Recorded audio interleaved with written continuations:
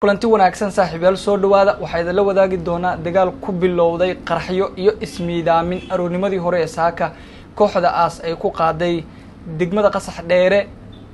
ee deegaanada koonfur galbeed kamid ah ayaan halkan idin kula wadaagi doonaa dhimasho fara badan ayaa halkaasi jirta dhaawacyo kala duwan waa ay jiraan ciidamada daraawiishta koonfur galbeedna waxa ay ka guuleysteen cadowgii markaasi weerarka ku soo qaaday ee aroonimadii hore ee saaka ee markaasi qaraxyada ku waabaristay waqtigan idin la hadlayno ayay ka socotaa xabadu iyadoona markaasi ciidanka daraawiishta koonfur galbeed Soomaaliya iyo waliba sidoo kale dadka deegaanka iyo ciidamada markaasi maamulka koonfur galbeed Soomaaliya ayaa si weyn isaga caabinaya dagaalka ka dhanka kooxda aas ee halkaasi aroonimadii hore ee saaka ee ku qaaday weerarka nafla caariga sidoo kale deegaanada qansax dheere muddooyinkii ugu dambeeyay aad ayay ugu nasteen ama markaasi ma aysan jirin weeraro noocan oo kale ay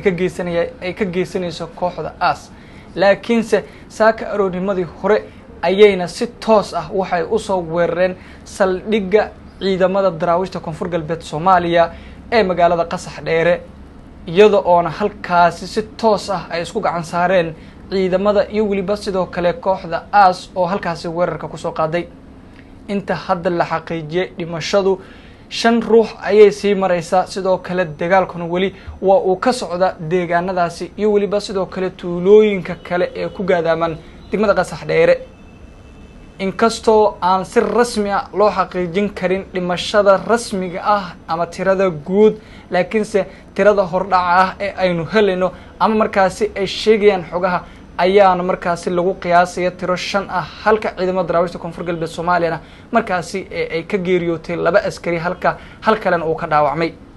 sidoo kale waxa ay soo bandhigeen ciidamada daraawiishta koonfur galbeed Soomaaliya meydadka iyo waliba sidoo kale dhaawacyada kooxda aas ay saakaroonimadii hore u geysteen walow ilaa ay wali haatan uu ka socdo dagaalka deegaanada qansax dheere ee gobolkaasi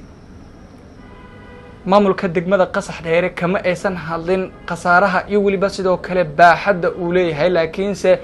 dadka deegaanka oo warbaahinta qaybaheeda kala duwan ee hawada u marinaya wareysyo iyo waliba sidoo kale sawiradaas lagu baahinayo social media ayaa tibaaxaya in haatan wali markaasi aysan xaaladu sax ahayn ay ka socoto dagaal labada dhinac markaas u dhaxeeya